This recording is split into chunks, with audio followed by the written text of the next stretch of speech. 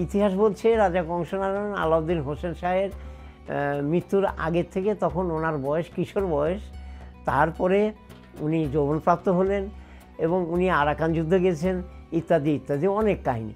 তো সেটা তো সুলতানি আমলের শেষ পর্বের কথা এবং মোগল আমলের সম্রাট আকবরের সময়কার কথা। তাহলে ১৬শ শতাব্দী, তাই তো ১৬শ শতাব্দী মানে ১৫৭৫ থেকে ৮০-৮২ পর্যন্ত। এই হলো রাজা কংসনারায়ণ, যে উনি ওখানে বিপুল আয়োজন করে মহাযজ্ঞ করলেন। সেটাই হচ্ছে দুর্গাপূজা, শারদীয় দুর্গাপূজা শরৎকালে করলেন। এটা ইতিহাসে অনেকেই অনেক দিক থেকে দাবি করেন যে বাংলার বিভিন্ন জায়গাতে দুর্গোৎসবের প্রবর্তন হয়েছিল। কেউ কেউ বলেন বর্তমান পশ্চিমবঙ্গের দুর্গাপুর এলাকা, সেখানে এটা শুরু হয়েছিল। কাদের দ্বারা কিভাবে এটা ব্যাপকভাবে উল্লেখ নাই, তারপরেও এরকম ইতিহাস পাওয়া যায়। অনেকেই বলেন যে চট্টগ্রামে শুরু হয়েছিল, কিন্তু ইতিহাসের যে দালিলিক যে বিষয়গুলো আমরা দেখি তাতে দেখা যায় রাজা কংস নারায়ণ ছিলেন বৃহত্তর রাজশাহীর তাহিরপুর অঞ্চলের। ওনার সময়কাল সুলতানি আমলের শেষে, অর্থাৎ আলাউদ্দিন হোসেন শাহ এবং তার ছেলে নুসরত শাহ, এই সময়কাল এবং তারপরে একটা পিরিয়ড শেরশাহ এবং তার পরবর্তী সময়ে পাঠান যারা কারানি বংশের যারা এই দেশ শাসন করেছেন এই সময়টা, এবং সম্রাট আকবর, এই সময়ে রাজা কংসনারায়ণ বেঁচে ছিলেন।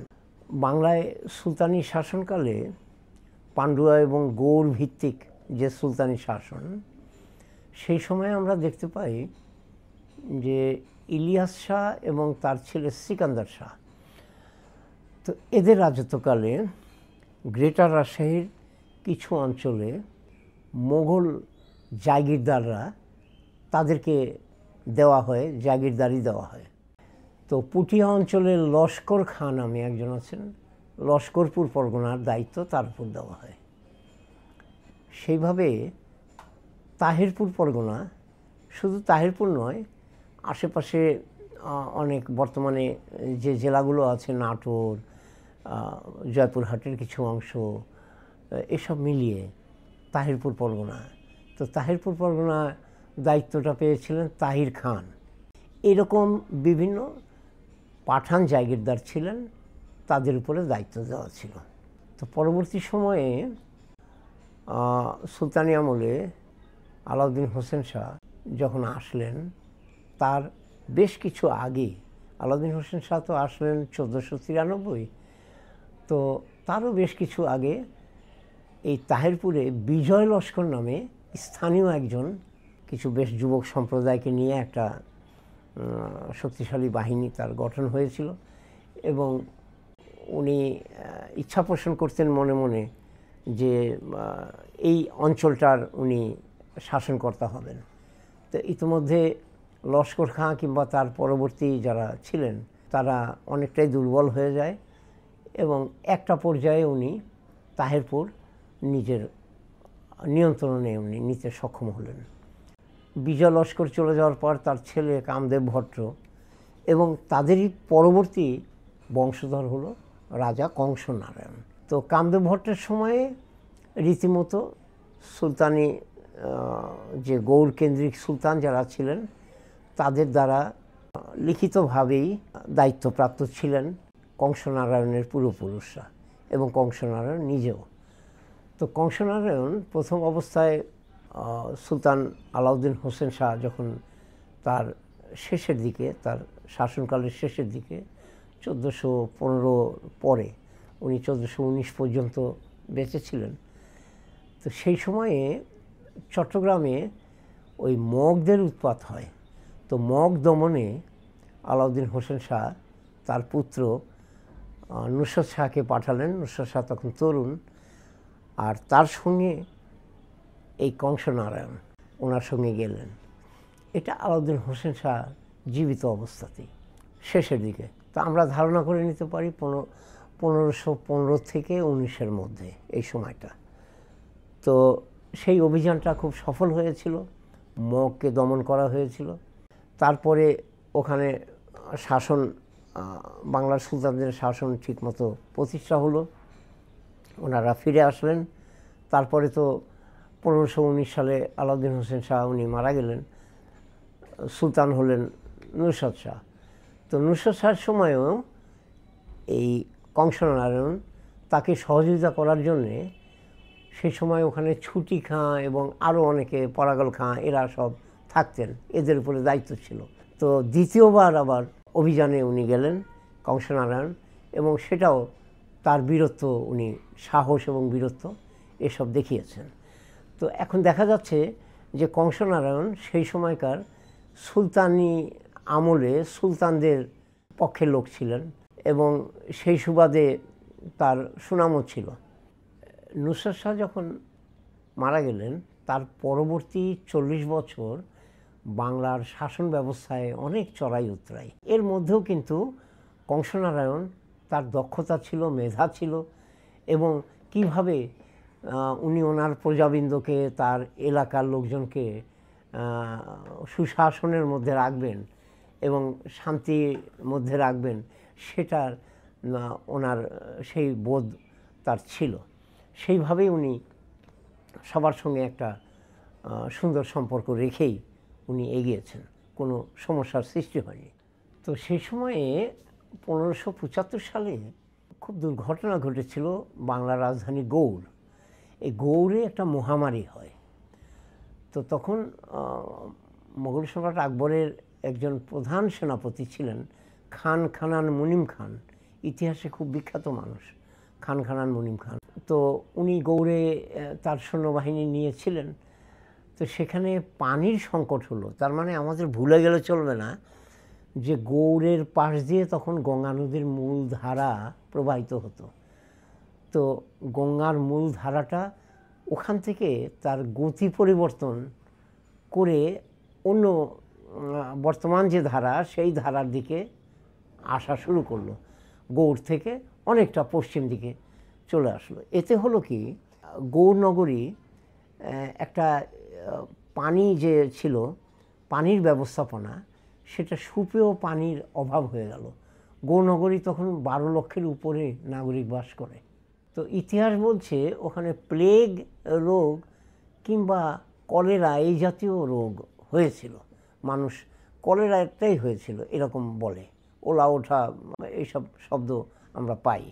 তো সেখানে মুনিম খান তার শিবির ওখানেই রেখেছিলেন। তার সৈন্যদের হাজার হাজার সৈন্য মারা গেলেন এবং উনি নিজেও আক্রান্ত হয়ে শেষে ওখান থেকে শিফট করে উনি তান্ডায় চলে আসলেন, বাংলার আরেকটা রাজধানী তান্ডা। তো সেখানে এসে উনি মৃত্যুমুখে পতিত হলেন। তো এই যে একটা অন্তর্বর্তীকালীন একটা সময়টা, এই সময়ের জন্যে সম্রাট আকবরের নির্দেশে এই রাজা কংসনারায়ণ এই গৌড়ের শাসন কার্য কিছুদিন উনি পরিচালনা করেছেন, এটা আমরা দেখতে পাই। এটা কোথা থেকে পাই? নগেন্দ্রনাথ বসু বিদ্যাবারিধি বাংলার ইতিহাস লিখেছেন, অনেক খণ্ডের ইতিহাস, ওর মধ্যে কিছুটা পাওয়া যায়। আরও বেশ কিছু পুরাণ এবং আরও প্রাচীন গ্রন্থে এসবের তথ্য পাওয়া যাচ্ছে। কংসনারায়ণের একটা, তখন তো উনি পুরোপুরি দক্ষ একজন মানুষ এবং তার বয়স প্রায় 50 পেরিয়ে 60-এ পদার্পণ করেছেন উনি, এরকমই বয়স হবে। তো ওনার একটা ইচ্ছা ছিল যে হয়তো তার উপরে কিছু রাজস্ব আদায় কিংবা এই জাতীয় বড় কোনো পদ সম্রাট আকবর তাকে দিবেন।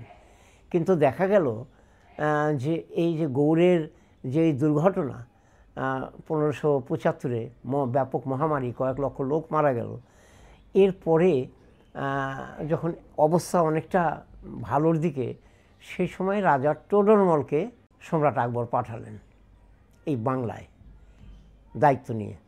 তো টোডরমল উনি আসলেন, এতে উনি অনেকটা হতোদ্যম হয়েছিলেন কংসনারায়ণ, যে টোডরমল এসে দায়িত্ব নিলেন, আমি দায়িত্বে ছিলাম কিংবা কিছু দায়িত্ব আমি পেয়েছিলাম।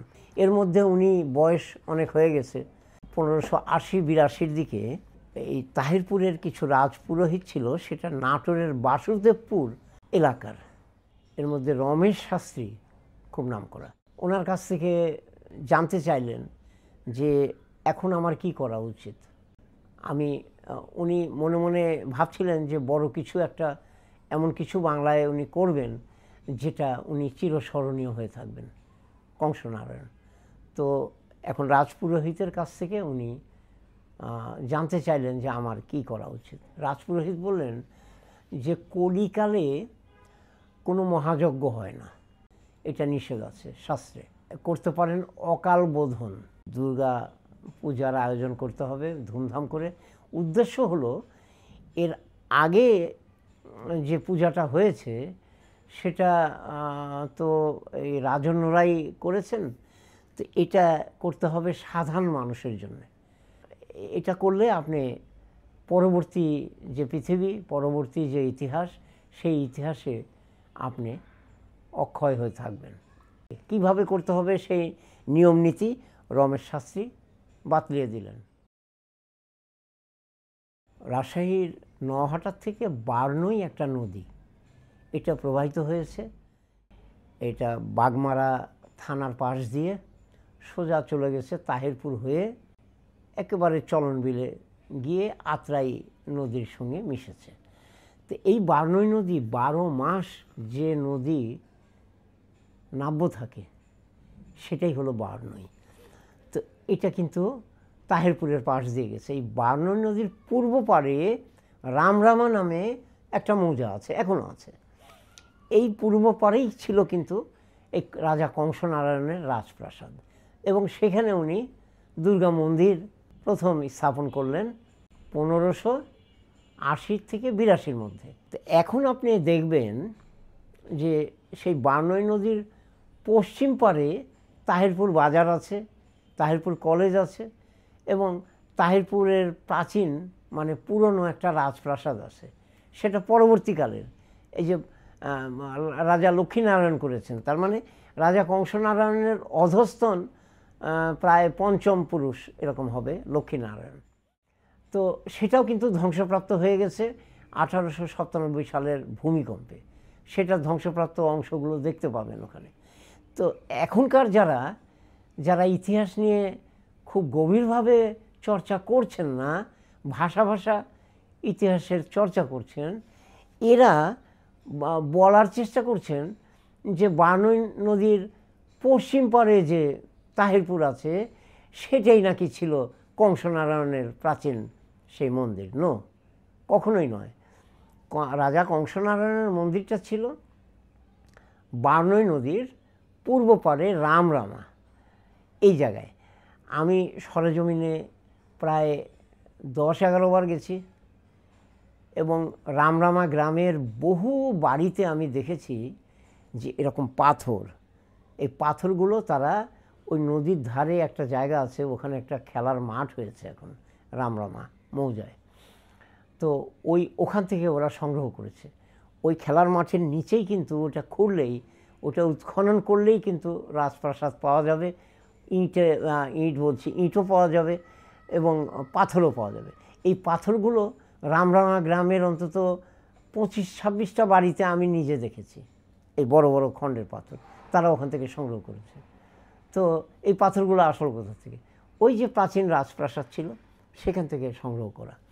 তো যাই হোক, তাহিরপুরের ইতিহাস লিখেছেন এদেশের একজন খুব প্রখ্যাত ইতিহাসবিদ সমর পাল। তো তাহিরপুরের ইতিহাস নামে একটা বই উনি লিখেছেন, এবং অনেক আগে লিখেছেন। উনিও তার বইতে উল্লেখ করেছেন যে রামরামাটাই হচ্ছে আসল রাজা কংসনারায়ণের রাজপ্রাসাদ ওখানে ছিল, এখন ধ্বংসপ্রাপ্ত হয়ে গেছে। কিন্তু এখন যারা বলছে যে তাহিরপুর বাজারের এখানে পশ্চিম পাড়ে এটাই হলো আসল, কিন্তু আসল এটা নয়। এবং তারা ওখানে শ্বেত পাথরে আবার লিখে রেখেছে যে 1480-তে। তো 1480 এটা সঠিক নয়। ইতিহাস বলছে রাজা কংসনারায়ণ আলাউদ্দিন হোসেন শাহের মৃত্যুর আগের থেকে তখন ওনার বয়স কিশোর বয়স, তারপরে উনি যৌবনপ্রাপ্ত হলেন এবং উনি আরাকান যুদ্ধে গেছেন ইত্যাদি ইত্যাদি অনেক কাহিনী। তো সেটা তো সুলতানি আমলের শেষ শেষ পর্বের কথা এবং মোগল আমলের সম্রাট আকবরের সময়কার কথা। তাহলে ১৬শ শতাব্দী, তাই তো? ১৬শ শতাব্দী মানে ১৫৭৫ থেকে ৮০-৮২ পর্যন্ত। এই হলো রাজা কংসনারায়ণ, যে উনি ওখানে বিপুল আয়োজন করে পুরোহিত রমেশ শাস্ত্রীর সাজেশন নিয়ে, ওনার নিয়ম নীতি পালন করে উনি একটা মহাযজ্ঞ করলেন। সেটাই হচ্ছে শারদীয় দুর্গাপূজা, শরৎকালে করলেন এবং বাংলার ইতিহাসে স্মরণীয় হয়ে আছেন।